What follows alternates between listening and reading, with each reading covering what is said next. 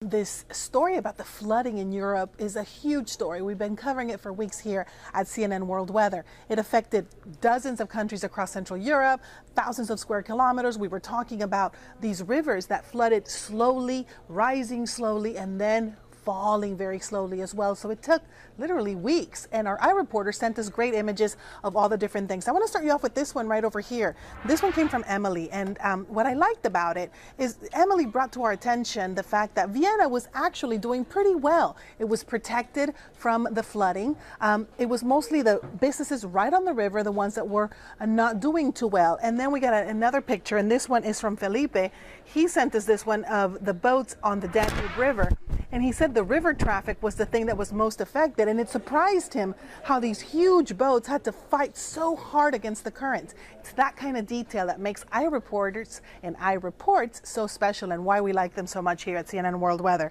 Our next one right over here is going to be from Vienna. This is actually from Prague, excuse me. And these pictures are so detailed and so good. I like it because we were able to see what was actually happening with the businesses and how they were being affected by the flooding. Historic city, historic flooding, and again, our iReporters bringing us that kind of detail that you really can't get from anyone else unless someone who is there and who is being affected by the floods one way or another, whether it's the place they live or where they're visiting, how it affected them in their travels, and the kind of things that they're seeing. Let's head to the Elbe River, and this is from Germany. A really amazing picture here. What I liked about this picture in particular was the detail that we got from the iReporter talking about the medieval city, the medieval bridge, and how these areas have been affected by flooding other times, but this time the river was higher than they had ever seen it before, and even these bridges that are hundreds and hundreds of years old, how they're able to withstand the power of the river, you know, century after century after century, which I thought was pretty impressive. And here's another picture from Germany. I'm going to go ahead and put it up here.